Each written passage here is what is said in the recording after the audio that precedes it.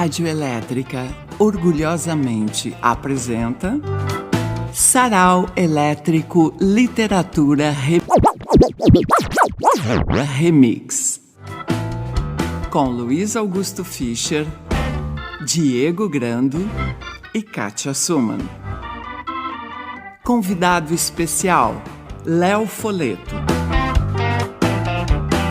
Canja Super, Heloísa Marshall. Realização, Rádio Elétrica Corporation. Olá, rádio ouvintes, telespects, está começando então mais uma edição do nosso Sarau Elétrico. E vou saudar aqui o Diego, professor, tudo bem aí com vocês? E o nosso convidado, Léo Foleto, tudo bem? Bem-vindo. Olá, pessoal, tudo bem? Estreando no Sarau, né? Nunca participou nem lá no Ocidente, né? Primeira vez que estou participando em qualquer circunstância, embora eu já conheça há um bom tempo, já tenha frequentado como ouvinte.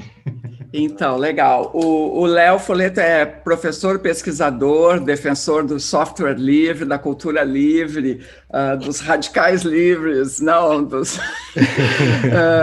E, na verdade, o tema foi uma inspiração dada por um... Como é que é? Conta aí, professor. Foi através do professor Fischer a jogada. Como é que foi mesmo, Leonardo? Já nem me lembro mais. Eu conto. Tu fez o contato, né? Não. A parente fez contato. Na verdade, foi assim, né? A gente se contatou, né? Enfim, falei com o Fischer para Parêntese, né? Revista. E aí ele comentou do Sarau Elétrico, né? Daí eu falei, putz, algum tema que me vem que poderia a gente discutir, alguma coisa, inclusive a partir do livro, que esse ano eu estou lançando, era a ideia de nada se cria, tudo se copia, né? Que é um pouco a discussão que eu faço. Então, daí que veio, eu sugeri, né? A partir das nossas conversas, aí vocês conversaram entre vocês aí, acho que foi daí. E a ideia justamente era aproveitar essa conversa de... enfim, todos nós somos vítimas, né, das grandes marcas e dos grandes monopólios e bororó, né? Então, essa coisa do software livre, eu sempre acho um charme isso, mas eu sempre olho para isso de longe. Eu sou muito preguiçoso para praticar isso, mas eu acho admirável. Beleza. Então, tu começa, professor? Tu tá com o abrigo do Rio Grande do Sul ali, RS? Não, eu não sei, é da minha filha, eu não sei o que é isso aqui. Acho que é... eu não sei o que é, a professora não me bota nessa roupa. Daqui a pouco a Kátia me aparece com o moletom do PMDB, alguma coisa assim. Não sei se é BS, eu acho. Eu não sei o que é, mas eu posso pesquisar no outro momento. Agora fiquei... Não, achei que tu era da seleção gaúcha de alguma coisa. Eu enxergo o RS aqui também. Eu agora fiquei na dúvida. Não, é BS 89, mas não tenho a menor ideia do que seja. Vamos fazer o seguinte, um grande campeonato dessa edição do Sarau. Até o final, os nossos queridos ouvintes e telespectadores, amigos, inimigos, clientes, fornecedores, o que significa BS, o que é 89? Está escrito ali? BS, não importa. 89. Isso. Não, o que é BS? Pronto, o que é BS? Por que é BS? Deve ser uma marca. Né? Eu não sei se é uma marca, mas eu vou aproveitar que o professor Fischer falou de telespectadores, fornecedores e tudo mais, para lembrar que nós temos um Pix, né? O Pix que ajuda a manter aqui o Sarau funcionando, a gente, né, poder oferecer um cachê para quem faz a canja lá no final, né? Então tem um endereço de e-mail que é o e-mail da Kátia, katia@radioelétrica.com, para fazer o Pix, e tem uma conta também que vocês sabem o que fazer. Vai aparecer. A gente sempre pede isso, né, no início, no final e tudo mais. A gente sabe que é meio chato, mas se a gente não fizer isso, ninguém vai fazer, né? E para o Sarau acontecer é mais legal e vocês sempre são muito generosos fazendo isso, então fechou todos. É isso aí. Então, quem souber explicar o mistério da marca, aqui ainda ganha o livro do Sarau. Aí fechou. Nós vamos escolher a melhor explicação para a sigla BS. Isso. Eu já dei bullshit. Eu achei bom. Na verdade, quando eu leio o livro, assim, tem muita conversa mole, eu escrevo na margem BS. que é bullshit, assim, para não ficar muito na cara também, né? Mas eu boto. Não, é Bárbara Suman, né? O nome dela é Bárbara. Mas essa não vale. essa não vale. Essa não vale, tá. Professor, vamos começar com a leitura. Eu queria dizer que só que na semana passada repercutiu muito, depois ainda vou falar no final, tanto a coisa das plantas e das samambaias, quanto a bala gasosa. Nós temos... Tu chegasse a ver, Léo, a última... Tu tá montado. Acompanhei, sim. As duas polêmicas aí que você falaram. São assuntos muito relevantes que estão na pauta e a gente vai fazer seminários na sequência, né? Mas por hoje vamos ficar na... O que é, professor? Não. Vamos para a cultura remix. Nós já estamos na introdução aqui há uns 15 minutos. Não, é o seguinte.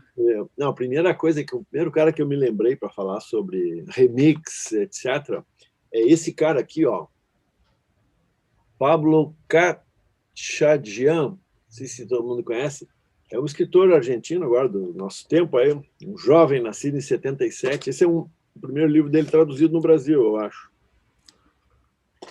E esse livro que eu estou lendo ainda, mas não é esse que eu queria falar, porque esse cara ele fez duas coisas que eu conheço, pelo menos, que são geniais.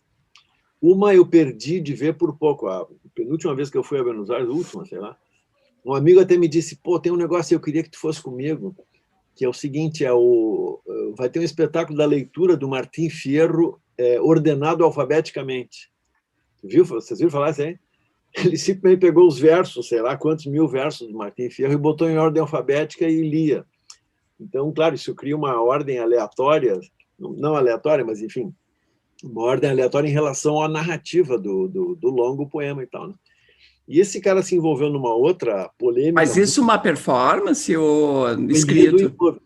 É tipo o concerto da Chorba, né? Eu não sei se era ele que estava lendo, mas ele foi lido em público. Então, pô, Martim Fierro é o poema, né? Ele é o Zé de Alencar da Argentina, entendeu? E aí, em vez de começar aqui me pongo a cantar, não sei o que, aí entra uma lista de coisas em ordem alfabética, assim. Enfim, é meio engraçado de ler, mas em todo caso é uma coisa desconcertante, né? Mas ele se envolveu numa polêmica bem mais forte, inclusive ele foi processado por ela, porque ele publicou um livro chamado O Aleph Engordado, que é uma história genial. Ele pegou o conto do Borges, o Aleph, e engordou. Pô, é uma grande ideia, né? Aí eu selecionei aqui só a primeira frase para ler a do Aleph original e a do Aleph engordado. Ele engordou, entendeu? Ele pegou o texto e engordou. Botou um engorde. Botou mais um adjunto adverbial, mais um adjetivo e tal, né? Então eu vou ler aqui. O Aleph, a primeira frase do Aleph diz assim: na candente manhã de fevereiro, em que Beatriz Viterbo morreu, depois de uma imperiosa agonia que não cedeu um só instante, nem ao sentimentalismo, nem ao medo, observei que os painéis de ferro da Praça Constitución tinham renovado não sei que anúncio de cigarros vermelhos. O fato me desgostou, pois compreendi que o incessante e vasto universo já se afastava dela e que essa mudança era a primeira de uma série infinita. Então tá, uma frase, né? Aí o que ele fez?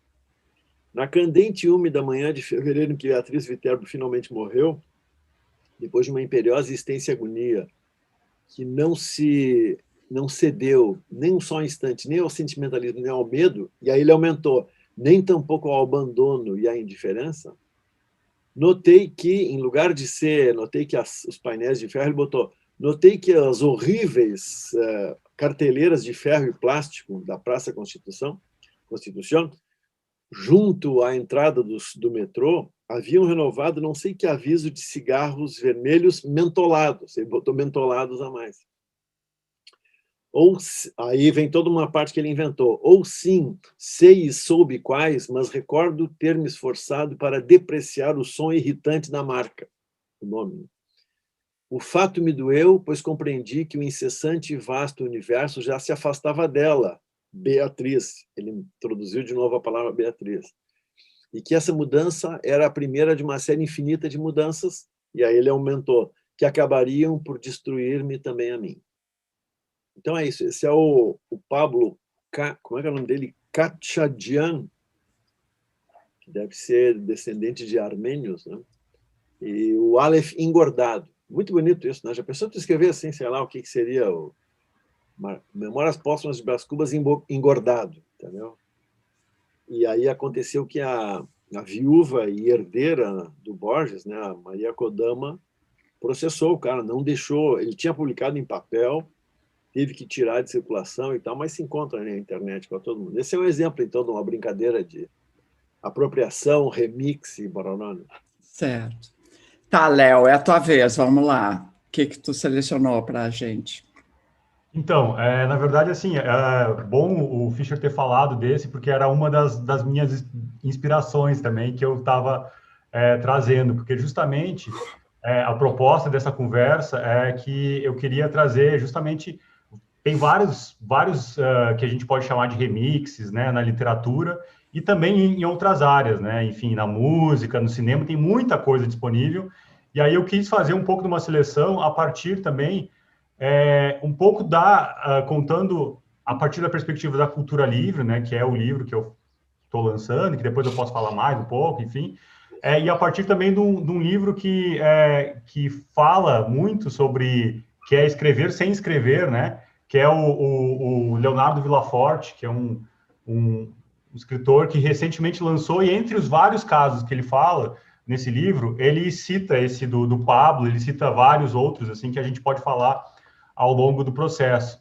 Eu queria trazer um pouco, na verdade, mais que fala sobre a recriação, né, como método, do que propriamente o resultado final, né? Então, eu peguei um trecho lá do Poesias, do Lautréamont, que justamente é um trecho que eu coloco no livro, né, que eu, quando eu resgato um pouco as vanguardas históricas ou do século XIX que vão contra a ideia de propriedade intelectual, né, enfim, contra a ideia de autoria também um pouco. E aí ele fala assim no Poesias, né, que é as ideias se aperfeiçoam, o significado das palavras participa do aperfeiçoamento, o plágio é necessário, o progresso implica isso. Ele aproveita uma frase de um autor, faz uso de sua expressão, apaga uma falsa ideia e substitui pela ideia certa.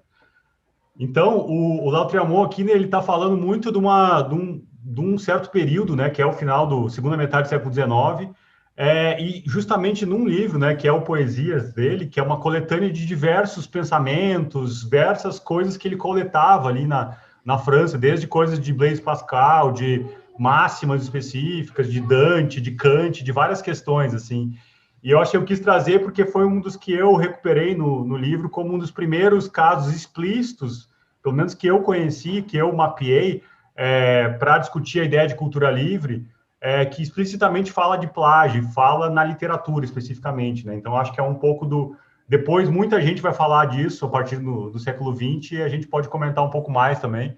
O outro trecho que eu selecionei tem a ver com isso, assim, um pouco sobre essa ideia da recriação como um método, que é algo que, vocês sabem, acontece desde sempre, mas em alguns casos isso fica mais explícito, quando se fala abertamente do processo como um processo recreativo, né? Ah, tá. Pensei que tu fosse ler alguma coisa. Tu tá sem áudio. Eu já li aquele trecho, Ah, tu estava lendo, achei que tu estava falando. Eu posso repetir, se vocês quiserem. Não precisa. Não, estava ótimo. Vamos lá, Diego. Eu vou começar com um cara que eu, mais de uma ocasião, já li, mesmo quando o tema não era esse tipo de coisa, escrita para apropriação, etc., que é um cara que eu adoro, assim, que tem esse livro que é super, super duro e que eu acho que é a grande obra, assim, talvez uma das grandes obras dessa década, pela relação com a questão política e tudo mais, que é essa obra aqui, ó, o livro chamado Seção, de um cara lá do Rio de Janeiro chamado Roy David Frankel. E essa sessão é basicamente, ou basicamente não, exatamente a sessão de 17 de abril de 2016, a sessão da Câmara dos Deputados, em que foi lá a votação na Câmara dos Deputados do impeachment da Dilma. O que o Roy fez? Ele pegou as notas taquigráficas da sessão, entrou no site ali da Câmara dos Deputados, pegou as notas taquigráficas, e aí ele foi só editando, ele foi quebrando, né, para fazer, de cada um dos votos, ele foi fazendo poemas, digamos assim, então tem uma disposição gráfica que tudo fica parecido com um poema. Em um outro caso, ele desloca uma palavra e há momentos em que ele pode tirar palavras, mas ele propriamente não escreve, né? Ele só edita, ele só faz esse papel de alguém que manipula esse texto que já está feito, que é um texto, né, que já tem toda uma trajetória, é um texto de muitas vozes, é um texto totalmente polifônico, um texto de origem oral, que depois é transcrito, e é a partir dessa transcrição que ele vai. Então, tem várias camadas, digamos assim, de vozes, de autoria, digamos assim, que são super interessantes. Eu vou ler alguns poemas, não é a coisa mais legal de lembrar, mas o livro vale muito a pena para quem quiser conhecer. Aqui ainda um pouco antes dos votos, naquela falação inicial, né? E aí ele tira totalmente os nomes, né? A gente não sabe quem é que está falando aqui. É claro que a gente identifica muitos dos votos porque a gente conhece, a gente sabe quem disse algumas das maiores barbaridades lá. Vote consciente. Vote naquilo que a sua consciência mandar. Se achar e entender que deve votar de um jeito, vote. Se não, vote de outro. Amanhã estaremos aqui. Um dia, senhores, há pouco mais de 500 anos, homens inspirados também pela honra atravessaram o mar tenebroso para fundar aqui aquela que, entre outras mil, és tu, Brasil, ó pátria amada. São falas, vocês veem, que são altamente articuladas. Que louca, coisa louca, né? Isso quando a gente fala, parece uma realidade paralela, assim, né? Parece um fantasma, assim, do teu lado. Agora, alguns votos. Presidente, nem Dilma, nem Temer, nem Cunha. Eu quero eleições limpas e honestas para limpar mais que a sujeira, limpar a alma do país. Cumpro decisão do meu partido. Não posso votar a favor, mas não voto contra. Eu voto pela abstenção contra a corrupção. Esse voto é inacreditável. É a cara de todo o processo, assim, é a síntese de um certo Brasil, né? Deixa eu achar mais alguns aqui.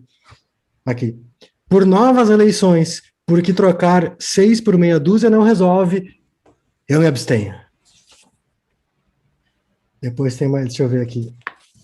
Esse aqui é bom também. Senhor presidente, em nome do meu filho, Éder Mauro Filho, de 4 anos, e do Rogério, que junto com a minha esposa formamos uma família no Brasil, é bom contextualizar que eles formam uma família no Brasil, né? Que tanto esses bandidos querem destruir com propostas de que crianças troquem de sexo e aprendam sexo nas escolas com 6 anos de idade, em nome de todo o povo do estado do Pará, eu voto sim. Parece a mulher, a capitã piroca, essa aí, né? Presidente, um colega nosso aqui da Câmara, cujo nome não vou citar, disse que se nós caçarmos a presidente Dilma hoje, ele vai se mudar do Brasil. Eu já comprei a passagem dele sem volta. Saia daqui, porque nós vamos caçar o Brasil em nome do Pará. Caçar o Brasil em nome do Pará. O voto não terminou ainda. Minha mãe negra Lucimar, meu sul e sudeste do Pará, meu Tapajós amado, meu querido nordeste do Pará, toda a área metropolitana, nós encaminhamos em nome da minha mãezinha, dos meus filhos, dos meus amigos do Solidariedade, desse povo querido que vota sim, nós votamos sim, e quem vota sim, coloca a mão para cima, coloca a mão para cima. Deixa eu ver se eu acho mais algum aqui só para fechar. Pode ser, esse aqui é dos enganadores. Pela minha história, pela minha consciência, pela querida e amada população da BR-429, é o momento também de aqui externar gratidão à ministra Dilma Rousseff, que tirou aquela população do sofrimento, pelo meu partido e pela unificação das famílias, dos partidos, da política, do povo de Rondônia, da juventude e das mulheres. Eu voto sim, senhor presidente. É isso. Enfim, o cara agradeceu a Dilma e votou. Enfim, esse aqui é o livro do Roy David Frankel, Seção. Ele foi publicado pela Luna Park, que é a editora lá da Marília Garcia e do Léo Gandolfi. E essa edição esgotou. E até onde sei, eu não fui conferir, mas até onde eu sei, se vocês entrarem no site da Luna Park, que se não me engano é lunapark.com.br, esse livro vai estar disponível para download gratuito em PDF. Então, para quem quiser conhecer aí, é uma possibilidade também. Legal. Tá, vou eu, então, eu comecei a ler um livro aqui que saiu agora há pouco sobre o The Fala, e eu vou trazer o livro mais por conta disso, né? O The Fala é uma banda de Porto Alegre que lançou o primeiro disco em 87 e trabalhava basicamente com essa coisa de samplear e recriar e misturar influências. O livro é de Emerson G. e Fred M. Assim eles assinam, né? Os dois são professores da URGS, um é da psicologia, o outro é da antropologia. Mas eu acho que eles não são daqui, vou dizer, eu acho que eles não são de Porto Alegre. Um tem a formação, acho que em Santa Catarina, e o outro em Minas. Mas isso é só um detalhe. Então, eles dizem assim, eles vão falar do primeiro disco, né? E eles adotam certos procedimentos na escrita que é interessante. Então, eles dizem assim, este livro não é sobre uma banda e seu fracasso de público, ou sobre seu sucesso de crítica, ou ainda sobre seu impacto na posteridade. Preferimos contar uma história que não vai além de 1987 e seus arredores, quando foi gravado o álbum, o primeiro álbum, né? Destrinchar algo sobre suas faixas ouvidas centenas de vezes. Tecer comentários sobre suas sonoridades e suas letras.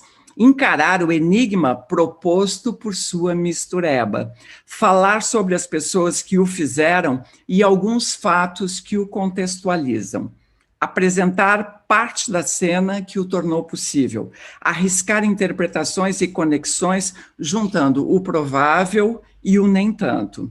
Por esses motivos, inventamos uma regra, à maneira de um conto de Cortázar, escrever sem futuro. Claro, o fato de estarmos contando essa história beneficia-se de um efeito de perspectiva, a dos que vivos olham para trás no tempo. Aqui e ali nos traímos, indo além, mas a ideia é escrever sobre o passado como se fosse o presente, quando não conseguimos saber o que vai acontecer depois, como se o amanhã fosse impensável. Memória é comportamento. Aqui faremos uma colagem na qual até o passado é impreciso. Essa imprecisão se refere tanto às múltiplas possibilidades interpretativas sobre a realidade, como sobre o quão incertas nossas memórias podem ser, mas, sobretudo, diz respeito à sobreposição de identidades, de tempos e espaços que marcam as vidas da The Fala e seus avatares. Aí, quando eles falam da The Fala, tu já vê que os caras não são daqui, porque ninguém em Porto Alegre fala a The Fala. É o The Fala, mas tudo bem, né? Isso não é só uma observação, não tem nenhuma importância. Só vou ler mais um pedacinho. Talvez isso seja uma marca dos gaúchos, ou ao menos deste grupo ensandecido. Ele está falando da mistureba, né? No livro Gauleses Irredutíveis, encontramos um depoimento bastante ilustrativo de João Gordo do Ratos de Porão. Ele diz assim, um exemplo bem clássico de gaúcho é o Educar. O cara é um mutante, toda hora é uma coisa diferente. Uma hora ele é Paulo Ricardo, uma hora ele é Chili Peppers, uma hora ele é metaleiro, outra hora ele é punk, outra hora ele é produtor de hip hop, tiazinha mulher. O comentário de João Gordo é uma mensagem telegráfica sobre os avatares da The Fala e de seu vocalista. Então, só para dar uma pinta, é bem interessante, bem legal, não li todo ainda, recém comecei. Então, The Fala, 1987. Kátia Suman. Professor. Kátia Suman, não, eu ia te perguntar qual é a Kátia a editora? Não, Madeira. Qual era a formação do The Fala inicial? Era o Edu? A do disco já não é inicial, porque a inicial era o Pianta, a Biba e o Edu. Aí, já no primeiro disco, já não tá o Pianta, tá o Flu, o Castor, a Biba e o Edu. Um quarteto, portanto. É. Que beleza. Que Eu vou ler beleza. um caso que não é exatamente de remix, mas é uma forma de remix, é uma paródia. Sabe o que quer dizer paródia, Kátia Soma? Eu vou usar a minha erudição em grego, que eu não tenho, entendeu? Dale!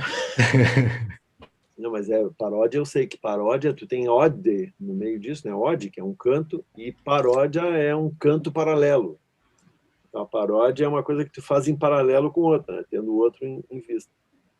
Como é que aconteceu este paralelo na minha vida? Eu sou um fã de 1.000.000% do Aldir Blanc com o João Bosco, certo? E do João Bosco com o Aldir Blanc. As outras parcerias deles não me agradaram muito. E aí, um dia saiu um disco chamado Bandalismo, com músicas maravilhosas, sei lá quando é que foi, 80 e poucos, assim, um negócio sensacional. E tinha uma música chamada Bandalismo, que é um chorinho. E a letra diz assim, eu estou com ela aqui na tela e vou ler. Bandalismo de bandalho. Sabe o que é bandalho? Ninguém mais sabe o que é bandalho. Bandalho. Era uma palavra que se usava antigamente, assim, familiarmente, para chamar o cara que era meio perdido, meio bagaceiro, meio falador de palavrão, bebum. Bandalho. Era um cara fora da linha. É chinelo, né, professor? Então, Bandalismo, letra do Aldir Blanc. Aí eu olhei no encarte do disco, era um soneto, já me deixou de orelha em pé, né?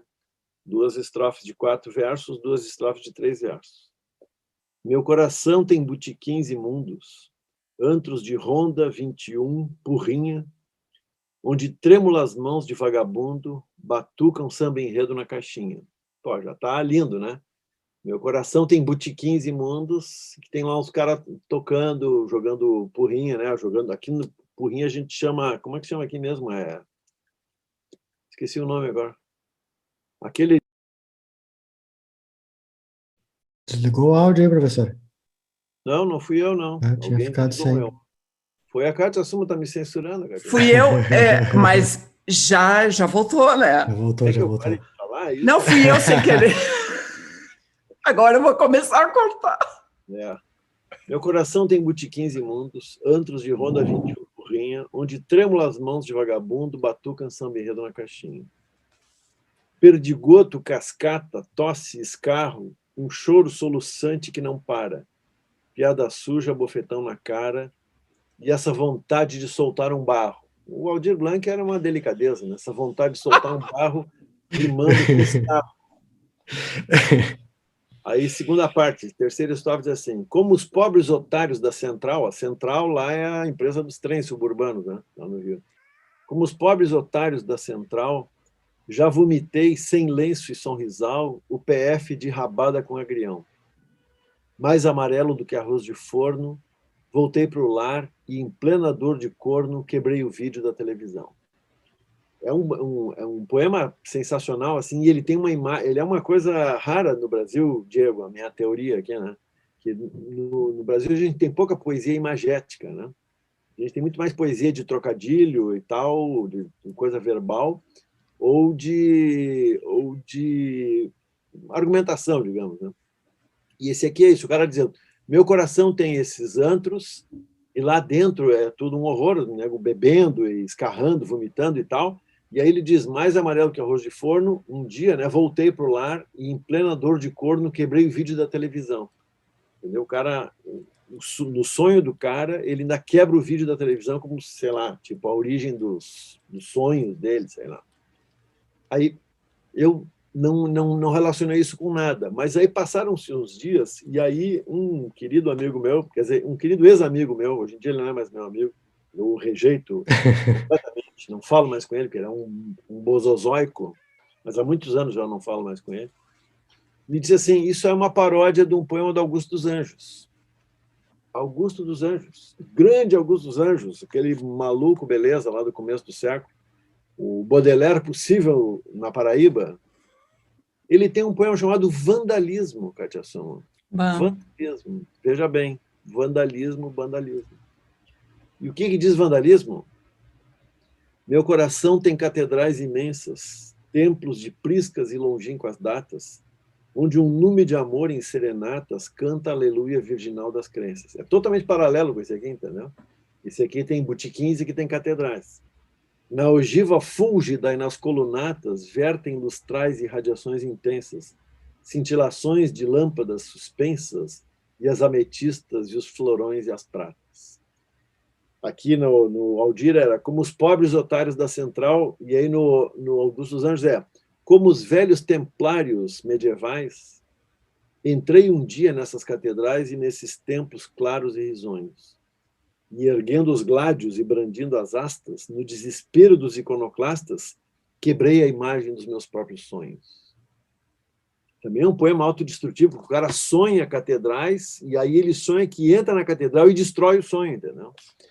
E aqui no Aldir é meu coração a TV traz e ele quebra a TV. Pô, é maravilhoso. Muito legal. Professor, eu olhei no Google ali, porrinha, eu acho que é palitinho, é isso? Palitinho, eu falei. Tu falou? Foi a hora que eu te cortei. Eu achando que estava trazendo verdades. É uma estratégia para trazer a verdade, tu silencia trazer o outro. A verdade, Olha, tive uma ideia. Ai, cultura livre, se eu quiser, silencia. Tá, Léo, vamos lá. E aí, então, eu vou trazer aqui um trecho, mais um que fala um pouco sobre o método em si, né, que é do William Burroughs, escritor, beat, conhecido, embora não seja necessariamente, mas enfim. E aí eu trouxe eu vou ler uma parte que eu contextualizo ele quando eu falo no A Cultura é Livre, sobre como é que surgiu a ideia do cut-up, né, que é uma espécie de tática de criação usada pelo Burroughs e o Brian Gysin na década de 50, né? Então, assim, ele surgiu mais ou menos assim, né? O pintor e poeta Brian Gysin, ele que havia sido membro do grupo de André Breton no surrealismo francês, ele colou cama de jornais como uma esteira para proteger uma mesa enquanto cortava papéis com uma lâmina de barbear. Ao recortar os jornais, Gysin notou que as camadas fatiadas ofereciam justaposições interessantes de texto e imagem. Começou, então, a dividir artigos de jornal em seções, reorganizando-os de modo aleatório, tal qual Tristan Tzara propunha-no para fazer um poema dadaísta. Muitos poetas talvez já tivessem feito gestos semelhantes para a criação, mas o Gysin conhecia o Burroughs e o apresentou a técnica em 1958, numa história do Beach Hotel em Paris. Nascia, então, uma parceria que renderia diversas obras em texto e áudio. Entre elas estão 3 livros do Burroughs que usam cut-ups como uma estratégia de produção criativa, né, que é o The Soft Machine, The Ticket That Exploded e o Nova Express, publicados entre 1961 e 64. Todos que são narrativas de textos existentes e cortados e montados em pedaços, né? Essa era a proposta, assim. Então, além de fazer, né, usar isso, esses textos, inclusive, que não tem tradução em português, pelo menos eu não conheço a tradução desses textos do Burroughs, talvez tenha alguma tradução aí apócrifa, ele escreveu sobre o método, né, o método cut-up, ele escreveu o seguinte: o método é simples, aqui está uma maneira de fazê-lo. Pegue uma página, como esta página. Agora corte do meio para baixo. Você tem 4 seções. 1, 2, 3, 4. Agora rearranje as seções colocando seção 4 com seção 1 e seção 2 com seção 3. E você tem uma nova página. Às vezes diz a mesma coisa, às vezes alguma coisa bem diferente. Cutapear, cortar discursos políticos é um exercício interessante.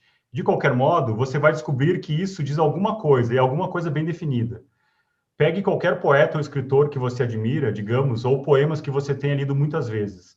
As palavras perderam significado e vida por anos de repetição.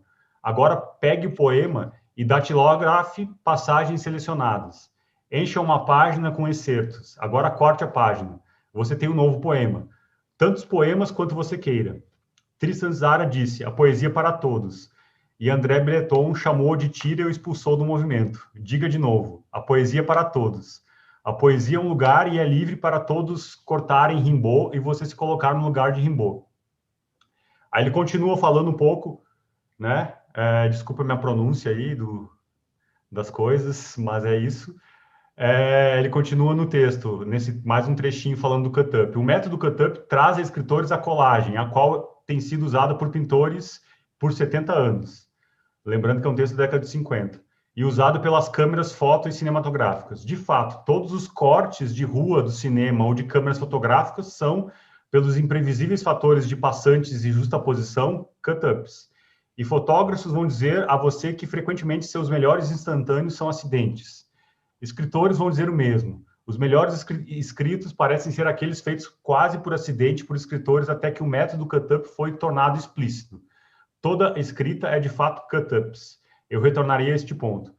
Não houvesse nenhum jeito de produzir o acidente da espontaneidade. Você não pode decidir a espontaneidade, mas você pode introduzir o fator imprevisível e espontâneo com uma tesoura.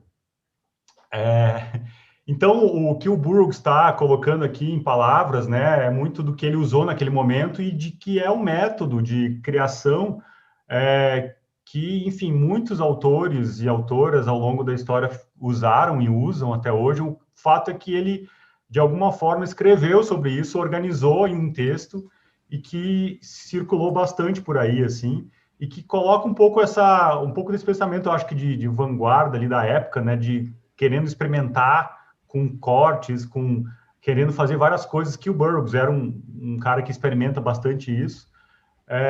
De alguma forma, o resultado desses cut-ups é algo que é muito interessante. Depois, na próxima trecho, eu vou ler um desses, que é um cut-up recente, que não é necessariamente feito nessa época, mas um que inspirado pelo Burroughs e por outros que utilizavam esse método do remix antes da palavra propriamente remix for popularizada, né? Porque a gente está falando da década de 50, que os aparelhos de samplear, né, que a gente vai ter, que vai popularizar ritmos como rap e tudo mais, é algo que está começando a surgir. Eles começa a ter a tecnologia possível para isso, e nos anos 60 que vai começar, enfim, aí a gente vai ter, inclusive a própria palavra remix, né? Ela vem depois disso, né? Mas não deixa de ser um pouco.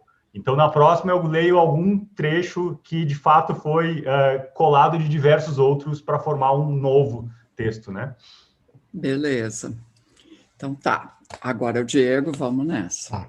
Vou ler agora aqui mais um caso curioso aqui, que o Leonardo Villaforte cita também no livro dele, que é desse cara aqui chamado Kenneth Goldsmith, que é meio conhecido como o pai da ideia da escrita não criativa, da uncreative writing. E ele tem vários livros com propostas que são, de alguma forma, apropriativas, ou, enfim, com procedimentos estabelecidos a priori, do tipo registrar todos os movimentos, absolutamente todos os movimentos que ele faz no dia, com o seu corpo, mexer a mão, fiz não sei o quê, e depois transcrever isso. Enfim, várias das coisas. Transcrever o New York Times inteiro, uma coisa assim.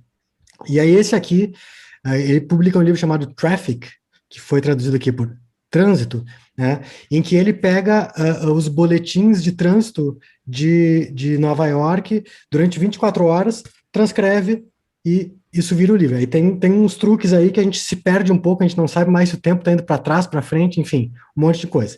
O que vai acontecer? Então, a proposta dele é essa. Esse livro aqui é uma tradução que se diz, na verdade, uma versão, não sei se vocês conseguem ver aí, versão não dá. Compacta e dublada. Então, não é propriamente uma tradução, mas uma dublagem. Por que não é propriamente uma tradução? Porque a Marília Garcia e o Leonardo Gandolfi traduziram o procedimento e não o texto. Ou seja, eles não pegaram o texto que tem os boletins de trânsito de Nova York, mas eles pegaram o procedimento. Eles registraram boletins de trânsito de São Paulo e transcreveram, e isso virou a tradução do livro do Kenneth Goldsmith. Eu já li isso aqui também, lá no Ocidente, eu tenho certeza que eu não me lembro de ter lido aqui ao vivo. Aqui não. Online não. Online, Então, eu vou ler... Seria o equivalente assim a tu pegar, por exemplo, o programa do começo da manhã da Rádio Gaúcha, por exemplo, ou da Rádio Guaíba, né? E aí reinventar, sei lá, ou redistribuir ele, uma coisa assim, né? Aqui nem tem tanto uma redistribuição, mas só a textualização né? É sair do oral para o escrito, E aí, é claro, assim, o texto não tem nenhuma marca, né? Quando troca de locutor, por exemplo, o texto não indica, assim, cada inserção é um bloco único aqui. Esse aqui começa 4h05 da tarde, aí tem um bloco único. Eu vou ler alguns bloquinhos aqui só para vocês perceberem. E aí, no meio dessa coisa horrorosa que é o trânsito, e, né, o trânsito sempre parado e tudo mais, as coisas tiradas do contexto podem ficar interessantes. O caminho da Marquês de São Vicente é pesado, principalmente no trecho da Lapa, da Praça Dr. Pedro Coraza até a região da Barra Funda. Esse pedaço é ruim, depois melhora. Quem vai para Castelo pela Tietê, você pensa, pela Tietê o caminho é livre. Não, não é livre. Tá difícil, tá para lá de meia hora o caminho no sentido da Castelo também. Quem está usando a Pinheiros no sentido da Castelo também tem muita dificuldade. O motorista já vem desde antes da ponte do Morumbi com um caminho extremamente difícil. Quem puder evitar, deve evitar. Começa quase na altura da Alexandre Dumas essa lentidão e vai até a altura da ponte Cidade Universitária. Um pouquinho à frente tem até um acidente pela pista expressa. Quem está pegando a Pinheiros no sentido da rodovia Castelo Branco, 1h e 16 minutos de percurso. Buscando caminhos para você, eu sou o Ronald Gimenez, vou contigo até às 6 da tarde aqui no estúdio com a Alessandra Ferreira. Felipe Bueno está conosco. Tudo bem, Felipe? Olá, Ronald Gimenez, tudo bem, e você? Beleza, você falou com uma voz meio de abertura de desenho animado. É? Só faltou falar, olá, amiguinhos. Olá, amiguinhos. Vou pegar mais um aqui. 16h35. E a Bandeirantes, como é que tá? 40 minutos para subir a Bandeirantes. Imigrantes, um calvário. É o Clayton quem diz. Valeu, Clayton, muito obrigado, meu querido. Quando for para Ibiúna, vou procurar bala de coco e trazer para toda a equipe, ele diz. Aí sim, temos um vencedor. Muito bem, parabéns. Meu nome é Reginaldo e sou viciado na bala Sete Belo. Realmente, é difícil de parar, né? Realmente. O Yakult não mudou de gosto. Na verdade, o Yakult mudou de preço. E muito. Tem o dia do Yakult ainda? Tem sim. Eu lembro que minha mãe falava, e eu não sei se ela falava porque fazia mal mesmo ou porque era caro e não dava para comprar toda hora. Ela falava, só um por dia. E é só um por dia mesmo. Eu também aprendi assim. Acho que é verdade. Se não me engano, acho que no máximo 2 por dia, por causa dos lactobacilos vivos. Exatamente, é isso mesmo. Teve até uma vez que falaram, tombou um caminhão de Yakult e havia mais de 2 milhões de lactobacilos mortos no dia desse tombamento. E doce de banana no copinho? Adoro. E por aí segue essa loucura. Enfim, não tem nada de inventado, não precisa inventar mais nada, né? Porque tá tudo mais ou menos ali. Esse livro aqui, ó, Trânsito. Deixa eu te perguntar uma coisa. Diga. Tu conseguiu ler todo o livro? Como é que foi a experiência? Porque é uma coisa... Mas esse aqui, essa edição aqui é super curtinha, é super divertido, porque, né? Eu sei que o original, porque ele pega... ele é bastante extenso, né? Mas esse aqui não, esse aqui tem 46 páginas. E ele é uma grande peça de humor, assim, porque, enfim, o locutor ali é muito engraçadão e tudo mais. Imagino que a edição, né, com o texto na íntegra, o texto em inglês, ele tenha mais essa sensação de enfim, de engarrafamento, de cansaço, né?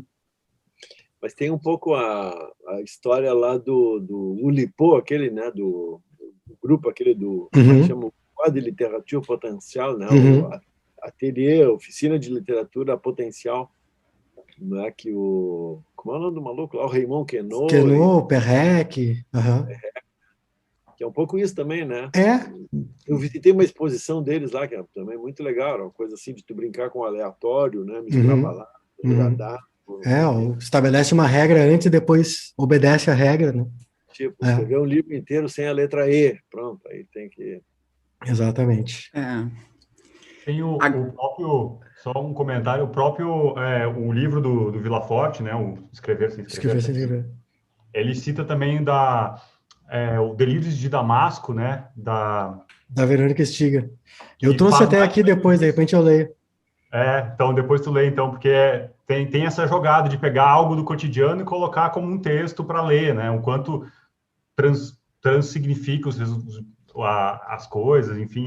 Só que a minha pergunta foi justamente para se tu leu todo, porque às vezes, assim, eu já li muitas dessas coisas experimentais do Goldsmith, inclusive, e às vezes a ideia é mais legal do que propriamente a leitura em si, né? Porque, tipo, o Traffic original, eu já vi alguns trechos, assim, é um negócio maçante, né? Porque, tipo, é uma experiência mais para uma galeria de arte, talvez, de tu pegar o livro e ler mesmo, acho que é uma coisa diferente, assim, é uma outra percepção de leitor, não é um negócio que tu vai ler, que coisa legal, bonita, te causa sensações diferentes, assim, eu tenho a impressão. O próprio Villaforte, acho que ele faz aquela discussão de literatura conceitual, que é um pouco isso, né? A narrativa em torno do objeto pode ser mais interessante que a fruição do objeto em si, né? Né? De certa maneira exige um pacto de leitura que é um pouco diferente. Mas tem uma coisa engraçada, esses tempos eu vi uma entrevista desse cara aí, do Kenneth Goldsmith, e aí no meio da entrevista eles pegam uns trechos de uma apresentação que ele faz num jantar, enfim, é um jantar, eu não sei, acho que é um jantar na casa, não sei se é um jantar na Casa Branca, mas é um jantar em que o casal Obama está presente, quando o Obama, né, é presidente, a Michelle Obama, a primeira-dama, e aí ele lê trechos desse livro aí do trânsito, e é assim, tem um momento que filma, então, o Obama dando gargalhadas, assim, porque, claro, tu pega um trecho tipo esse da Bala Sete Bela, algum trecho engraçado, assim, então, mas a leitura na íntegra, é legal fazer cortes, né, mas talvez na íntegra seja maçante. Esse cara fez também com esportes e com tempo, né? E essa coisa eu achei incrível isso de ter impresso todo o conteúdo de um jornal num livro, o que muda completamente a perspectiva que a gente tem daquele conteúdo. Deu 800 páginas, tipo isso, sim. Né? É uma loucura. Mas realmente é mais um objeto assim de arte conceitual do que propriamente um... Me lembrei daquele debochado do Tom Wolfe, aquele jornalista, escritor norte-americano, um livro dele já dos anos 80, chamava em português A Palavra Pintada. Ele dizia que no futuro as exposições de artes visuais iam ser assim, em vez de ser imensos quadros com uma notinha embaixo assim para dizer quem era o autor, ia ter assim, imensos painéis explicando o troço e a obra de arte ia ser um retrato. Eu conheci o cara que estava fazendo um trabalho dele que eu não me lembro quem é agora, mas era sobre... A gente entrevistou... O Reginaldo Pujol Filho. É o Reginaldo, que é sobre aqueles textos que tem exposição, que geralmente são melhores que a exposição. Não, depende, né? Depende. Mas, enfim. Nós, enquanto isso, ainda estamos aqui no grande concurso mundial que significa o BS da Kátia Summo. Eu acho que a gente podia começar assim, BS ou RS? Nós vamos começar já indagando, né? Kátia, leva o RS no coração. Isso. Não, mas se for BS, podia ser Baiana do Sul. Já estou criando. Eu vou ganhar o livro. Kátia, aí tu vê se tu ganhar, tu vê se tu vai buscar o livro, né? Tem essa confusão do buscar. Agora já está abrindo tudo, né? Tipo assim, acabou a pandemia, o Mello decretou que acabou e não se fala mais nisso, né? Morrendo de medo. Bom, não vamos começar com esse assunto que é deprê. Eu vou ler um trecho do livro do Fabrício Silveira, que tem um nome bem difícil, que é Mecanosfera Monoambiente. Vocês sabem quem é o Fabrício, né? Então, eu acho que ele era o orientador do Frank Jorge lá na Unicinos, né? E o que ele pesquisa... a história toda é assim, ele mistura... É uma ficção com bibliografia, dá para dizer assim, entendeu? É uma mistura de autoficção, é como eles chamam, né? Biografia com ficção, com discussões teóricas que vão te levar, né, a outros ambientes. Ele fala aqui Aqui tem uma explicaçãozinha. Na verdade, a orelha é de um outro cara que diz assim: o melhor modo de sobrevivermos à realidade tóxica do capitalismo tardio talvez seja recorrer à ficcionalização com suas conquistas e seus poderes. Afinal, é dentro de mundos ficcionais que habitamos. As narrativas fake do jornalismo político diário, os aplicativos de alteração da face, a mão invisível do Netflix convertendo desconexão técnica em alienação social e tantas outras mídias e ecologias fabulatórias poderiam ser listadas. É muito bom o livro, entendeu? E ele começa assim, bom... Aí eu não conheço assim tanto, mas eu acho que ele está narrando um negócio que aconteceu com ele. Então, assim, o cara é chamado, é aquele dia fatídico em que o cara é chamado no RH, tá ligado? A fulana, ela te olha assim, com os óculos, assim, ó, fulano, por favor, e vai para o RH. Então, é essa cena que eu vou ler. Eu dei uma editada, já que é cultura livre, entendeu? Para não ficar muito longo, tá? 20 anos em 15 minutos.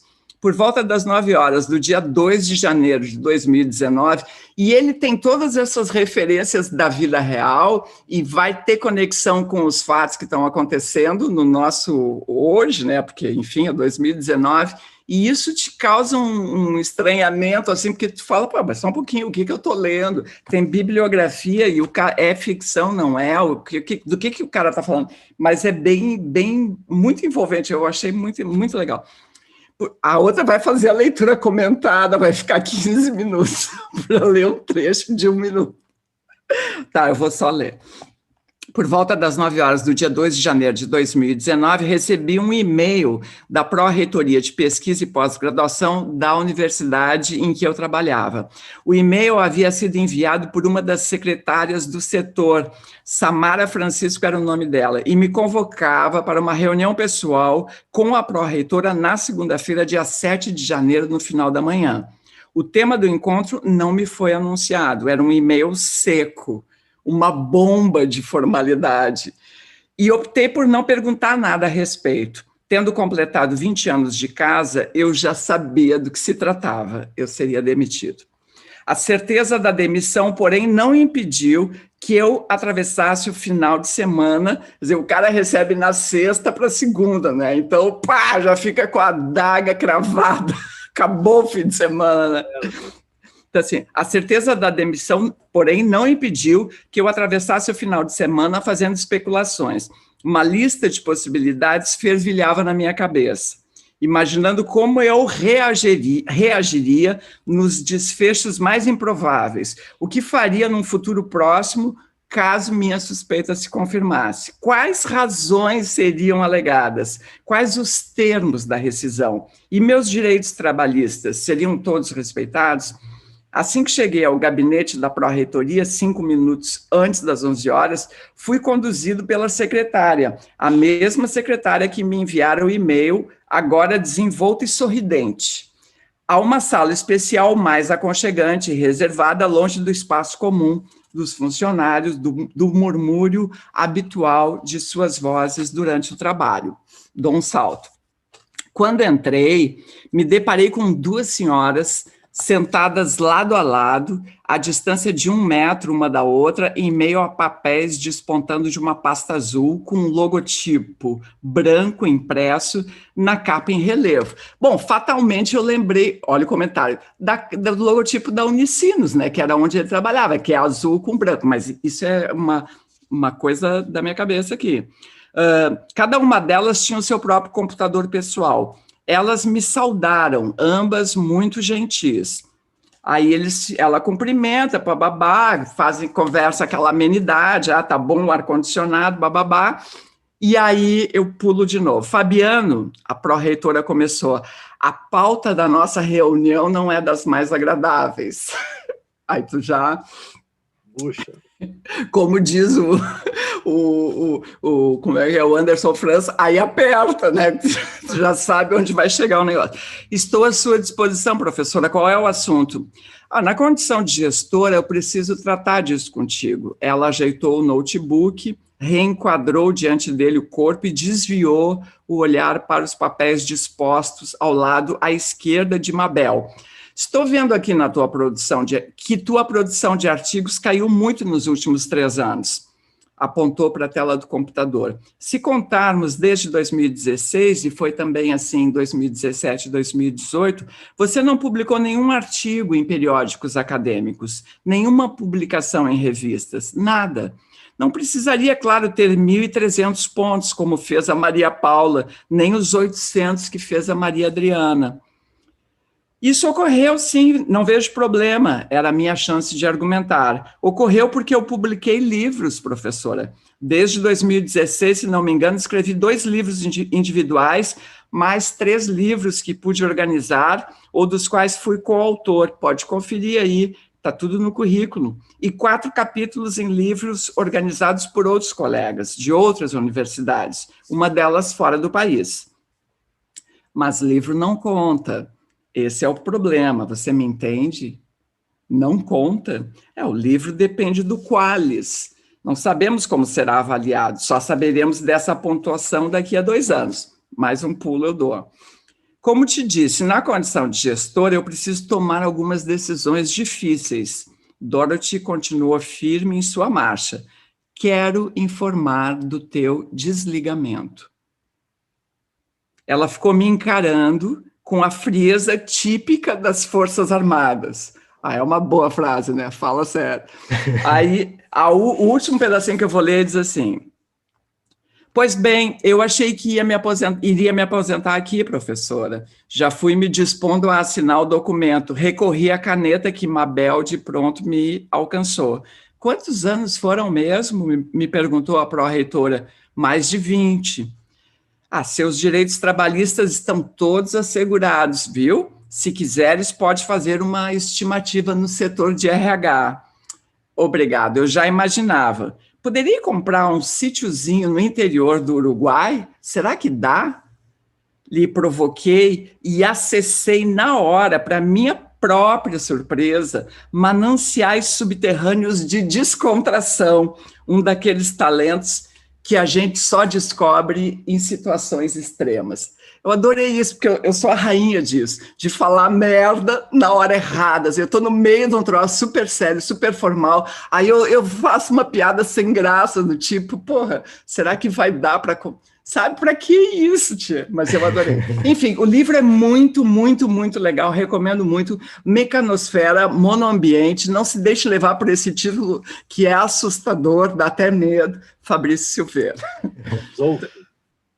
Preciso contar uma história para vocês. Conta. É rápida. Vocês sabem como eu conheci o Fabrício Silveira? Não, num show de rock. Não, mas tem a ver com isso. Eu estava em Cuba, tinha ido... é verdade, eu estava em Cuba, não é assim vai para Cuba, eu estava em Cuba. Eu já fui para Cuba. E aí, eu tinha ido lá para participar de um projeto, para trabalhar e tudo mais, e aí eu estou num restaurante, numa noite, com uma amiga, sentados ali, já estava ali, acho que devia estar uns poucos dias, 2, 3 dias em Cuba, e em todos os lugares... Já estava me sentindo local, assim, na verdade eu já estava habituado com o charutão, já com o charutão. Todo mundo me estranha em qualquer lugar do mundo, mas em Cuba especificamente, as pessoas decidiram que eu era o John Lennon. Eu não sei porquê, mas todo mundo, enfim. E eu estava lá, né, habitualmente me sentindo deslocado, sentado no restaurante, e aí de repente eu vejo um grupo de uns 4 caras chegando, e eu olhei e de certa maneira me identifiquei. E aí eu falei para minha amiga, baixinho, eu supunha, né? Chegaram os caras da minha banda. Aí entrou o rock, né? E aí tá, né? Os caras chegaram e eu me distraindo ali, comendo, e de repente, um dos caras, aparece encostado na minha mesa. E eu pensei, putz, o cara ouviu, entendeu e vai me dar um pau agora. Porque é isso que acontece quando tu fala uma... E aí o cara me olhou e falou assim, tu é do Sarau Elétrico? Era o Fabrício. Era o Fabrício Silveira. Internacionalmente conhecido pelo Sarau Elétrico. Viram só? Claro, viu? Era o Fabrício Silveira, e assim eu nossos queridos conheci o ouvintes Fabrício. perceberam que só aqui nessa breve amostra temos 2 de 3, de 2 de 4 aqui, 50% das pessoas que dizem merda na hora errada. Eu também faço isso. Eu também sou desse. Tu é desse também? Já estamos em 75%. Só falta o Léo agora. Eu sou a rainha da gafe, eu sempre... Por que eu não calo a minha boca, tia? Mas não consigo, é incontrolável. Quando eu vejo, já foi. Mas, enfim, professor, talvez. Vamos ler aí, né? Nós estamos na reta final, né? Vou ler mais uma paródia maravilhosa aqui. Um poema do Drummond, clássico, se chama Poema de Sete Faces. Quando nasci, um anjo torto desses que vivem na sombra disse: vai, Carlos, ser goste na vida. As casas espiam os homens que correm atrás de mulheres. A tarde talvez fosse azul, não houvesse tantos desejos. O bonde passa cheio de pernas, pernas brancas, pretas, amarelas. Para que tanta perna, meu Deus? Pergunta meu coração. Porém, meus olhos não perguntam nada. O homem atrás do bigode é sério, simples e forte. Quase não conversa. Tem poucos, raros amigos, o homem atrás dos óculos do bigode. Meu Deus, por que me abandonaste se sabias que eu não era Deus, se sabias que eu era fraco? Mundo, mundo, vasto mundo, mas se eu me chamasse Raimundo, seria uma rima, não seria uma solução. Mundo, mundo, vasto mundo, mais vasto é meu coração.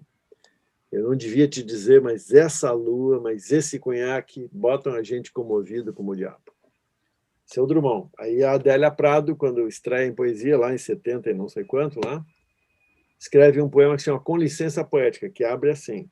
Quando nasci, um anjo esbelto desses que tocam trombeta anunciou: vai carregar a bandeira. Cargo muito pesado para a mulher, essa espécie ainda envergonhada. Aceito os subterfúgios que me cabem sem precisar mentir. Não sou tão feia que não possa casar, acho o Rio de Janeiro uma beleza e, ora sim, ora não, creio em parto sem dor. Mas o que sinto, escrevo, cumpro, assina. Inauguro linhagens, fundo reinos, dor não é amargura. Minha tristeza não tem pedigree, já a minha vontade e alegria, sua raiz vai ao meu 1000 avô. Vai ser coxo na vida é maldição para homem. Mulher é desdobrável. Eu sou. Bonitinho, dá para botar os dois lado a lado e conversar um com o outro, assim, né? Os dois mineiros também, né? Tem isso. Tem isso. Muito legal. Tá, Léo, vai lá. Fazer um comentário aí. Tem a música, né, também do Jardim Macalé e do Ali Salomão, né, que é a letra que também cita, né, o anjo torto, né, enfim. Quando então nasci veio um anjo safado, é essa? Eu não lembro o nome essa agora. Essa é do Chico? Não, essa é do Chico, é outra. Eu já vou lembrar, depois eu retomo para vocês. Mas esse também é um clássico, porque aí o expediente da citação ele é muito comum, né? Aí tem muita coisa de citação que a gente pode mostrar, né? Mas, enfim, o trecho que eu queria ler, o último, a gente falou bastante do meu xará, o Vila Forte, que é um escritor e que trabalha com remix, né? Além de escrever sobre o remix enquanto forma de criação, ele também faz, né? E aí ele tem um projeto que já acabou, mas ele continua, de vez em quando ele faz alguns, que se chama Mixlit, que era uma ideia justamente de o DJ da literatura, pegar trechos de diversas obras e misturar e formar um novo texto. E aí tem vários, assim, acho que ele fez uns 70 desses, ele publicava num blog, que era mixlit.wordpress.com, depois ele acabou publicando em outros lugares também. Então eu vou ler um desses contos, assim, que ele fez, e depois eu mostro também um pouco de como que cada uma das frases ela é de algum outro trecho, e ele tem esse procedimento de fazer isso nos mixlits, né? Como se fosse um texto acadêmico. Cada frase tem uma nota no texto que depois vai, isso aqui é de fulano de tal, a referência completa, né? Então, esse aqui se chama Os Noivos. Acho muito difícil alguém reconhecer um dos trechos citados, mas... Naquela mesma noite, Emília mentiu pela primeira vez para Júlio, e a mentira foi: não sou virgem. Ele não sabia o que dizer. Filho único, internato só de meninos, não sabia como falar com uma mulher quando as coisas davam errado. A verdade não se comunica, cada um que entra imagina ser o primeiro a entrar. Levantou o rosto, apertou os olhos, estremeceu. A sua face doía, e quando pensava em levantar-se, logo desistia. Um estado de contemplação associado a uma respiração forte começou a acalmá-lo, e enquanto os ombros baixavam em verdadeiro relaxamento, lhe veio a ideia: largar o cobertor, a cama, o medo, o terço, o quarto, largar toda simbologia à religião, largar o espírito, largar a alma, abrir a porta principal e sair. Emília permaneceu deitada com o corpo tensionado em silêncio, o silêncio mais longo que já houvera entre eles. Então, eu não vou falar de todas as referências, mas são 11 referências que ele cita, né? Tem a primeira frase, por exemplo, é uma frase do Alejandro Zambra, Bonsai. A segunda é uma do Nicholas Baird, Poesia Marginal. Aí depois tem do Mia McEwan, tem do James Joyce, a frase 5 é do James Joyce, depois tem do Leandro Jardim, tem do Antônio Cícero, tem outra do Alejandro Zambra. Então, cada uma das frases, exatamente as frases do conto, são de diferentes autores, assim. E acho que dialoga um pouco com uma perspectiva também que eu acho que é interessante, de um outro, um coletivo teórico que nos anos 2000 que trabalhou muito com guerrilha mídia ativista, que é o Critical Art Ensemble. E eles têm vários livros publicados. Um a gente que se chama Distúrbio Eletrônico, e ele foi publicado no Brasil. A gente fez uma versão de um dos textos dele, a gente fez, eu digo, no Baixa Cultura, que é o projeto que eu mantenho de cultura livre desde 2008, um site na internet. A gente fez um plágio de um texto que fala sobre plágio. E aí tem, numa das partes do texto, ele fala, eu vou ler só rapidinho aqui, dar um complemento aqui, como é que funciona, que ele fala assim, esse coletivo, né? Pegue suas próprias palavras ou as palavras a serem ditas para serem as próprias palavras de qualquer outra pessoa morta ou viva. Você logo verá que as palavras não pertencem a ninguém. As palavras têm uma vitalidade própria. Supõe-se que os poetas libertam as palavras e não que as acorrentam em frases. Os poetas não têm suas próprias palavras. Os escritores não são os donos das suas palavras. Desde quando as palavras pertencem a alguém? Suas palavras, ora bolas, e quem é você? E um outro trecho desse ensaio que eu acho que representa um pouco desse tipo de literatura que a gente está falando aqui, que é que o impulso da enunciação plagiária tem muito a ver com uma certa saturação no quadro dos fatos de comunicação, compreendendo que, digamos, as imagens da mídia são fornecidas em uma quantidade tão avassaladora que a ideia de produzir mais imagens torna-se sem sentido. Isso aplicado ao texto. Já tem tanto texto, tanta palavra em tantos lugares que a ideia de produzir mais palavras, às vezes, perde o sentido para muitas pessoas e fica mais fácil rearranjar a partir daquilo que já foi feito, de outras palavras, de outras pessoas, né? E acho que nesse caso do Mixlit, do Vila Forte, é um exemplo disso.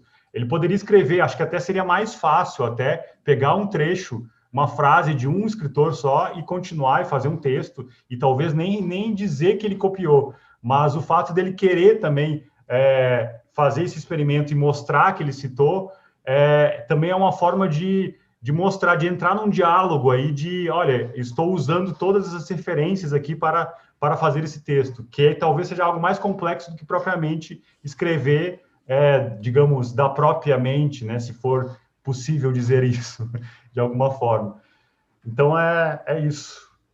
Legal. Então, vamos lá, Diego. Vamos, eu vou ler.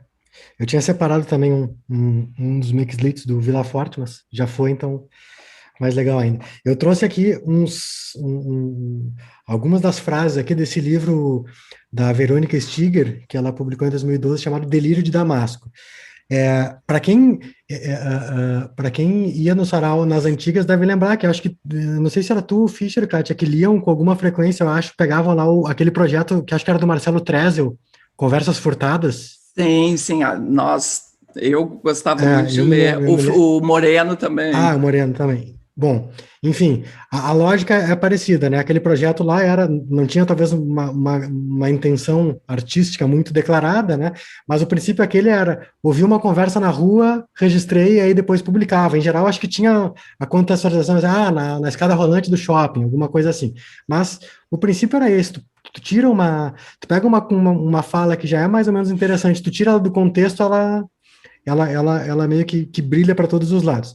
E o que a Verônica Stiger faz nesse livro é isso, né? É juntar frases ouvidas na rua, em pichações, frases na internet, tudo mais, e não dizer mais nada, só pegar a frase e colocar ela solta. Então, o livro tem uma edição, eu não tenho essa edição, é uma edição manual, assim, costurada à mão e tudo mais, e aí cada página tem apenas a frasezinha aqui. Eu selecionei algumas, fica uma espécie de, como chamar, aforismo sem a moral, sei lá, aforismo sem fundo, alguma coisa assim, que é interessante. Tanto para o lado bom, quanto para o lado, quando o risco de pegar frases soltas das pessoas é que,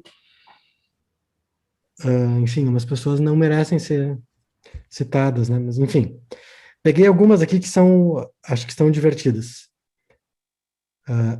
Os chineses vêm aqui e comem tudo. Quando morei na Ásia, comi muito cachorro. A carne é boa, bem boa. Essa aqui eu acho particularmente interessante. Fosse aonde fosse, levava consigo o exame de urina. É uma coisa importante, a gente pode precisar. As vacas só existem para me alimentar. Quando era jovem, eu vomitava, que era uma beleza. Essa é uma verdade universal, né? Essa outra talvez seja também. Eu daria o cu por uma torta de chocolate. Quem nunca teve nessa situação, né? Quem nunca? Essa aqui é triste, é particularmente premonitória. Mas é um problema que eu sei que aflige o professor Fischer também. Um dia todos estarão mortos. Você vai querer fazer um churrasco e não vai ter ninguém para convidar.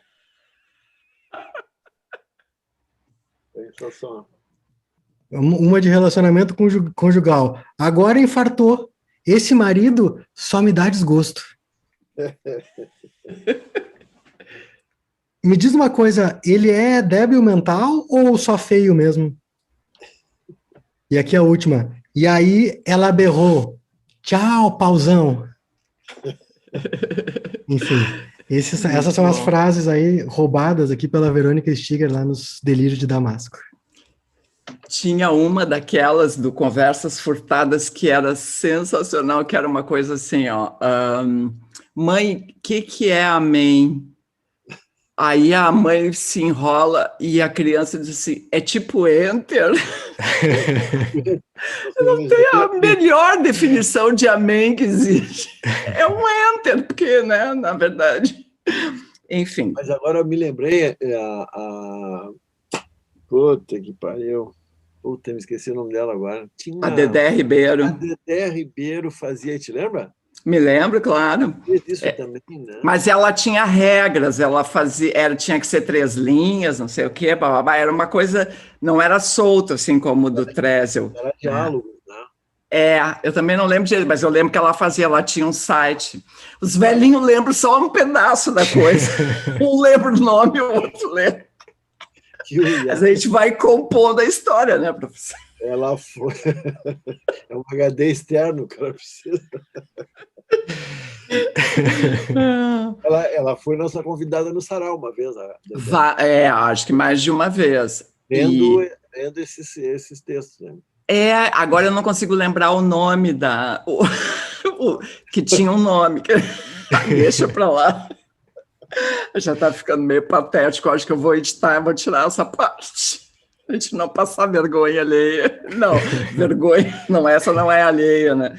Tá, olha só. Na minha última intervenção, eu vou ler 2 trechos de de textos que nos enviaram. A primeira, o primeiro trecho é da Maria Avelina Gastal, que sempre está aqui nos assistindo e participando. Ela já me mandou um livro, ela tem um site que vou botar aqui para vocês, mariavelinagastal.com.br, e ela escreveu, veja, professor, sobre a bala gasosa, inspirada no teu o teu insight da semana passada, assim, não sei, tu andou pesquisando, te deu uma nostalgia? Lembrei, não, por algum motivo me lembrei da bala gasosa, eu digo, quero me lembrar como é que era o papel, que eu me lembro, mais ou menos, aí não achei, simplesmente... Eu lembro, me diz, o papel era branco, né, e a bala era cor de laranja, assim, tipo, né?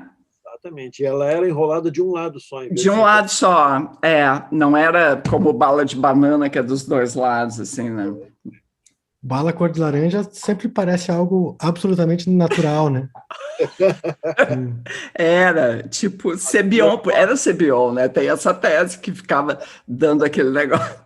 Tá, e aí a Maria Avelina me mandou um texto que ela publicou no site, que eu vou ler só um comecinho, mas aí já botei aqui o endereço do site para vocês lerem. Ela diz assim, o título é Bala Gasosa, e ela diz assim, a referência à bala gasosa no sarau elétrico, última terça-feira, me deu água na boca, seguida do espanto pela informação de que não há imagens da bala na internet.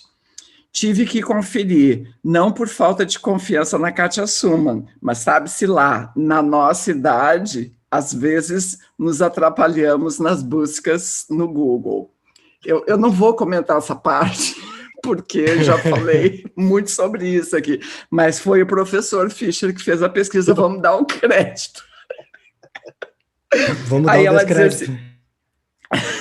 Futrica daqui e dali, altera a pesquisa e achei uma balinha que lembra a bala gasosa em um cantinho entre tantas outras, como se fosse menos importante. Inadmissível. Além disso, na minha memória, a cor era laranja e a do cantinho dessa foto é meio rosada. Eu também, bom, eu lembro disso. Então, ela faz um texto bem bacana sobre essa nostalgia da bala gasosa que só nós... Aqui um novo desafio. Quem é que vai conseguir a embalagem? Uma imagem. Essa é impossível, professor, porque aí tem que ser um arqueólogo, deve estar enterrado em algum lugar, assim, embaixo de um cinema, né? Quem sabe? E o outro texto que eu queria ler para vocês é um e-mail que nos chegou da Débora Segala. Já faz algum tempo, mas eu sempre ia lendo outros e acabei não lendo. Então, eu quero ler para vocês. Ela é super, assim, gentil com a gente. Ela diz assim, olá, Kátia, Diego, professor Fischer. Tentarei ser breve, mas certamente não serei feliz na tentativa. Melhor ser feliz na chance de expressar a admiração que sinto por vocês. Eu, marido e filho, resolvemos, com a pandemia /bolsonarismo, abandonar Porto Alegre e viver no mato, um sítio. Há 1 ano estamos bem, migramos e não tem coisa melhor. Fazer projetos de orgânicos, turismo ecológico, fotografia e o melhor de tudo, não abrimos a caixa da televisão. Nossa internet é só 3G do celular e nem sempre o sinal passa por aqui. Estamos a 30 quilômetros da cidade mais próxima, que é Tapes, onde vamos a cada 15 dias, rapidamente voltamos. Precisava... Eu não tinha lido esse texto, né? Não, né? Tá, que agora já estou meio maluca achando que já li. Eu precisava contar isso para explicar o quanto dói não termos ido no sarau do Ocidente nenhuma única vez. Aí ela conta que quando eles chegaram ao mato, mudaram hábitos e começaram até a fazer um sarau próprio, assim, uma vez por semana, até que o marido me disse admirado que o sarau estava online no YouTube. Essa notícia mudou nossas noites e há 1 ano não perdemos um único sarau. Kátia, como órfã da Ipanema, te ver na Redenção ou na Orla era relembrar coisas boas da saudosa rádio insubstituível, mas não só, era ver uma cidadã que era participativa, fiel escudeira da nossa cidade, defensora de causas sempre justas e A dona da voz, óbvio, a voz. Aí, Kátia, pelo amor de Deus, tu tem que fazer um podcast, bababá, onde tu tem a curadoria, bababá, tá. Eu já fiz e já parei de fazer, porque, bom, enfim, meu negócio está aqui mesmo. Aí ela fala que, por influência minha, eles já zeraram todos os episódios da Rádio Escafandro, né, daquele podcast lá do Tomás e tal. E aí ela vem, o filho tem 13 anos, ele também assiste, né? E ela diz assim, aí ela começa a falar de você, assim, Diego, tu és tão sábio quanto humilde e doce é o resultado, leve e sutil, mas solta cada pérola que às vezes parece que ninguém percebeu, eu fico rindo mentalmente. As escolhas dos textos que tu fazes se encaixam com absurda perfeição nos temas. Queria ser tua aluna. Olha só. E eu só queria te dizer aqui, Débora, que de humilde o Diego não tem nada, é uma máscara. A gente sabe que ele é uma pessoa completamente autocentrada. Fazido. Ele faz o humilde. Não, estou brincando. Interpreta então, bem esse personagem, né? Muito bem. E ela acha que tu tinha que ter o teu próprio canal de comunicação, Diego, tá? E vai me deixar mal com os meus companheiros aqui, né? Acho que tu deveria ter o teu sarau sozinho, pô, Débora. Não, teu canal de comunicação, não é o teu sarau sozinho, tá? É que ela acha que tu tinha que fazer. Obrigado, e aí Débora. Depois, professor Fischer, obrigada pela revista, parêntese, por já estar contribuindo com tanto, escrevendo, ensinando. Quando te escuto contar as histórias, os hábitos, falar de tantos autores e personalidades de tanto valor de anos passados e algumas décadas, dá vontade para sentar, para tomar umas e ficar papeando. Tem uma sugestão, que vocês abram espaço, vez ou outra, para ler textos enviados pelos telespecs, é o que estamos fazendo, né?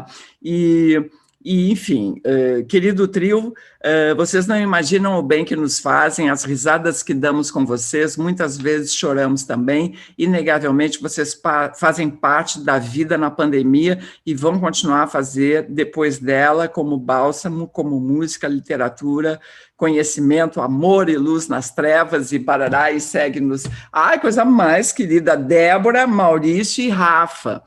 Encheu a nossa bola aí.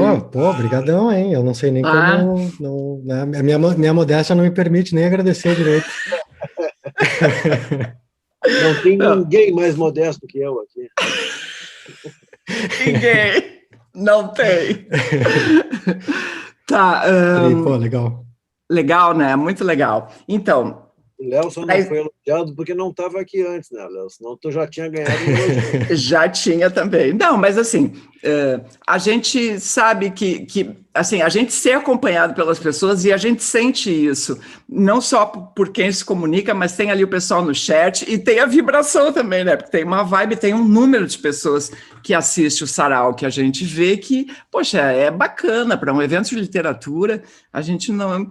esperava, nem sonhava com tanto, né? A outra acha que é a rainha da internet. A outra acha que é a Kardashian. É a prova que tu é uma influencer, Kátia Songo, que tu influenciou. Estou influenciando horrores. Tá, segue aqui o desafio, né, do RSBS. Vocês querem falar mais alguma coisa? Deixar o Léo falar alguma coisa, que o Léo já está quase dormindo ali de tanto ouvir. Não, então, na verdade... eu só fala do teu livro. Não, além do livro, eu queria fazer uma correção ali, porque eu falei daquela citação, né, que eu falei que era do Jarvis Macalé, que a música se chama Let's Play That, e é do Macalé com o Torquato Neto, né, que é Quando Eu Nasci, um anjo muito louco, veio ler a minha mão, não era um anjo barroco, era um anjo muito louco, torto, com asas de avião, e assim segue uma baita música do Jarvis. Torquato Neto e Jarvis. Torquato Neto. Então é baita som. Mas, enfim, não, na verdade eu queria, enfim, agradecer o convite aí, acho que eu acompanho vocês há um bom tempo, assim, um prazer participar, mesmo que seja nessas circunstâncias, obviamente, que não são iguais a estar no Ocidente, mas legal ouvir vocês, assim. Eu acho que eu estou aqui muito em função desse livro aqui, né, que é o livro que eu acabei lançando esse ano, que é um apanhado aí Mostra devagar. Trabalhando com... Mostra aí para eu botar na tela grande aqui. Aí. Segura aí. Aí, agora sim. Legal. Enfim, Cultura livre. É um apanhado, na verdade, eu faço uma história da cultura livre para antes da popularização dela, né? Então, ela se popularizou a partir do software livre, né, que vocês mencionaram, eu sou um ativista do software livre, mas ela vai para além, assim. Então, eu faço um mergulho dos gregos até hoje, né? Passando pela invenção da propriedade intelectual, enfim, no século XX de resistência, propriamente, à ideia de propriedade intelectual, e, por fim, termino trazendo um pouco de outras perspectivas sobre cópia, plágio, autoria, que são ligadas tanto a perspectiva do Extremo Oriente, né, da China, muito a partir da influência do confucionismo, que eu abordo um pouco, e aqui na questão dos ameríndios, né, nossa América do Sul, que também trabalham de outra forma o que é cópia, o que é criação, o que é remix, né?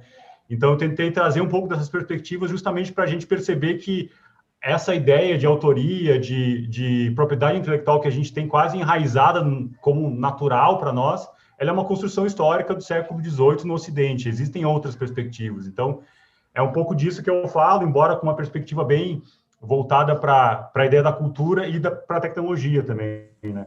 Então, o livro tem um prefácio do Gilberto Gil, né, que foi um dos primeiros leitores, assim, quando o livro nem estava pronto, eu mandei para ele ler, justamente porque o Gil foi um grande ministro da cultura e no período que ele foi ministro potencializou a ideia de cultura livre a partir do software livre e da cultura popular, né, com os pontos de cultura. Então a gente convidou a partir daí e tudo mais. E é isso, assim, o livro está disponível, ele é lançado pela Autonomia Literária, que é uma editora daqui de São Paulo, e também está disponível no Baixa Cultura, que é o projeto que eu comando, para download gratuito, né? Porque aí é uma discussão que eu faço, já que eu estou falando de circulação de obras culturais ao longo da história da humanidade. Esse livro especificamente não poderia estar licenciado em copyright. Então, a ideia é que justamente colocar ele em PDF para meio que testar e meio que justamente colocar como uma ideia de que o fato de eu ter um arquivo PDF do livro não é a mesma coisa que eu ter o livro em casa impresso, né? Então, é um pouco desse teste aí e um pouco da própria perspectiva que é falar de cultura livre e também, de fato, praticar isso na hora de distribuir a obra, né? Então, é isso. Mas o livro está no site Baixa Cultura, é isso? Tá, baixacultura.org, e aí tem depois eu mando o link para vocês. Tá. Aí dá para baixar PDF, enfim. E aí a gente tem uma seção ali de extras, colocando alguns trechos e alguns textos aí, inclusive o texto da parênteses, eu vou dar um jeito de colocar lá, para meio que perceber que a obra é meio viva, né? Pelo menos esse trabalho aqui, embora ele condense um trabalho aí de anos com cultura livre, ele também é um negócio que a ideia é que circule, que vá para além disso, assim, que não morra aqui de alguma forma, né? Legal. Tá, e o Gilberto Gil é teu brother, assim, tu manda um WhatsApp para ele aí, e aí, Gil, beleza? Vou te mandar aí o arquivo. Quem dera. Mas foi uma ponte aí feita a partir de uma sessão dela e tudo, né? Tá certo. E a gente ia, na verdade, a gente ia convidar ele também para o evento do Creative Commons, né? Que é um conjunto de licenças livres, no qual eu sou o coordenador brasileiro, do capítulo brasileiro, nesse momento. Então, a gente já ia alinhar isso e tal, mas no meio do processo veio a pandemia, e não rolou, eu ainda não encontrei presencialmente, eu queria muito ouvir dele as palavras sobre o livro, mas, enfim, foi a partir de uma mediação aí da editora, contato. Legal, beleza. Passa esse contato aí, vamos chamar o Gil. Fazer a canja. Fazer a canja, apenas. Larga um cachezinho para aí, uns 250 pila. Faz uma vaquinha aí. Falando em cachê, não esqueçam do Pix da Kátia, @radioelétrica.com. Está quase sabendo. Kátia@radioelétrica.com. Isso aí. E tem a conta do Banco do Brasil, que eu vou botar aqui também, para quem quiser qualquer valor, a gente nos ajuda. Bueno, era isso. Então, Eu vou chamar, então, a nossa canja, porque, claro, num dia dedicado a essa cultura remix, eu tinha que chamar alguém que fizesse remix, né? Então, me ocorreu a Heloísa Marshall. A Heloísa é uma guria de 20 anos, nasceu nos anos 2000. Hoje a gente ainda pode dizer assim, ela é filha do Francisco Marshall, mas daqui a pouco ele vai ser conhecido como o pai da Heloísa Marshall, né? E ela, assim, a guria muito esperta, cantora, compositora, e ela é produtora, ela faz remix. Então, eles têm um grupo, ela começou a participar desse grupo que se chama, olha o nome, é ótimo, é Clube da Costura. Então, é um encontro semanal de produtores musicais, e eu já ouvi uns remixes dela maravilhosos, incríveis.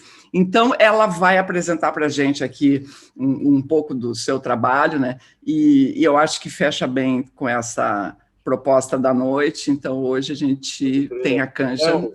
Valeu, Leonardo. Valeu, Leonardo. Estamos aí. Grande presença. Obrigado, legal, pessoal. Valeu aí. Valeu. Até a próxima. Sigam com o Sarau, que é muito importante. Legal.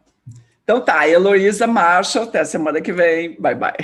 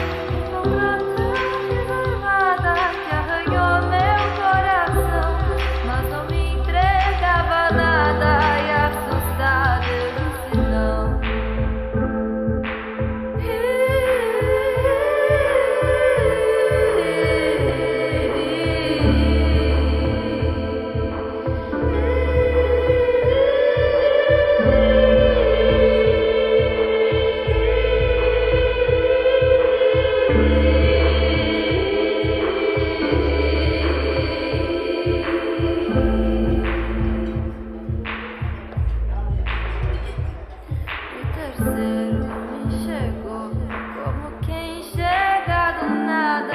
Ele não me trouxe nada, também nada perguntou. Não sei como ele se chama, mas entendo o que ele quer. Se deitou na minha cama e me chama de mulher, enxergando o sorrateiro. E antes que eu dissesse não, instalou feito um poceiro dentro do meu coração.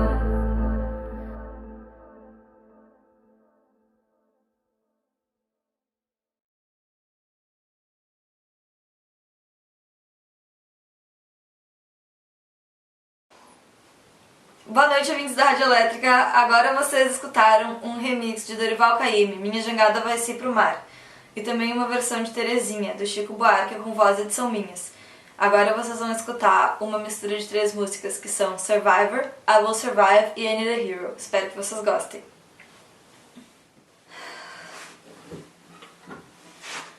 First I was afraid, I was petrified. Kept thinking I could never live without you by my side.